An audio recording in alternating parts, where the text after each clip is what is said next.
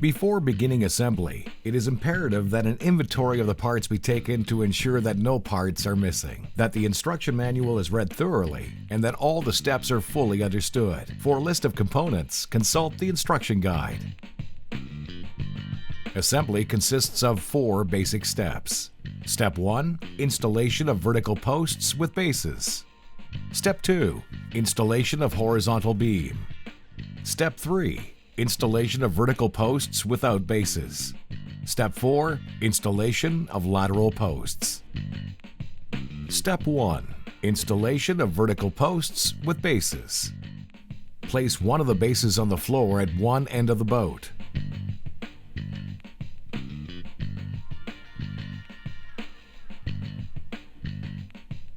Insert narrower section of one of the AB posts into the base.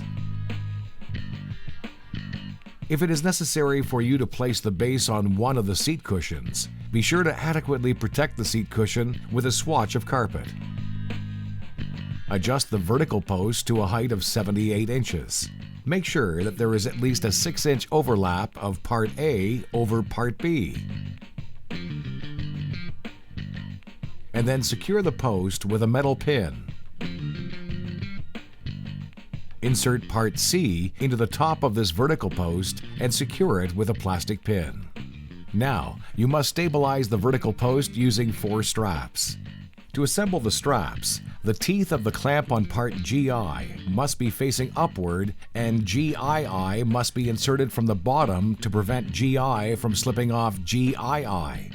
To secure the posts with the straps, start by attaching the carabiners or climbing hooks of GII parts to 4 opposing anchor points on the boat. And then you can attach the other end of each of the straps to the eyelets on Part C at the top of the vertical post. The 4 straps must be installed in opposing directions in order to achieve the best possible stability for the vertical post. The straps can be tightened by pulling down on the loose ends of the straps, and this should be done from inside the boat as it is much simpler and easier to do this way. Repeat this process for the second vertical post at the other end of the boat. Step 2. The horizontal post. Insert one of the AB tubes through Part C at the top of each of the vertical posts.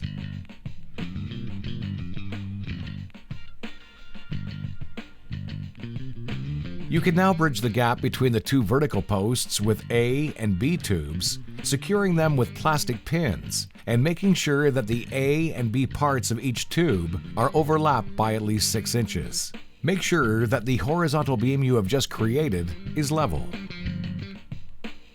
Step 3. Installing the vertical posts without bases. You can now install the other vertical posts without bases, as in Step 1, making sure they are evenly spaced according to the dimensions of your boat. These posts are also secured at the appropriate height of 78 inches with metal pins. At the end of this step, you should have 4 vertical support posts, and therefore 4 metal pins installed. You must now stabilize the new vertical posts using 2 straps per post. Be careful, these straps must be attached to the eyelets in Part C at the top of the vertical posts only and be solidly attached to opposing anchor points on the boat and tighten until an adequate tension is reached. Now that the frame is solidly supported by all 12 straps, insert one of the flexible unions into one end of the horizontal beam and secure it with a plastic pin. Now, insert the other end of the flexible union into an ABR tube and secure it with a plastic pin. Adjust the ABR tube so that it rests on the floor of the boat at as close to a 90-degree angle as possible and secure it with a plastic pin. Repeat this process at the other end of the boat. Once this is done, you should have a horizontal beam that runs the entire length of the boat as well as a total of 6 vertical posts. Step 4. Installing lateral connectors. First, assemble the tubes for your lateral connectors. Insert the floor casing protectors Part R into the B section, the narrower of the 2 parts of the AB tube, then insert the same end of the tube into a black foam protector, Part H.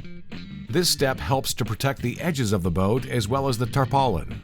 The number of lateral connectors is proportional to the length of the boat. At this point, you can hook the remaining part C onto the horizontal beam and make sure they are evenly spaced by pairs. Insert the parts C, which are grouped into pairs, along the horizontal beam into the wider end of each of the padded tubes. Secure them with plastic pins, and then rest the padded ends of the tubes on the edge of the boat.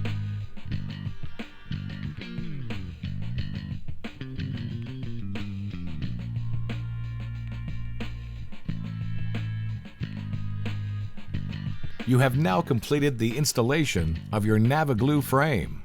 All that's left is to cover the structure with your Navigloo tarpaulin and tie it down securely using the ropes provided for this purpose. It is also strongly recommended that an additional length of rope be belted around the hull of the boat over the tarp to hold it securely in place during the storage period.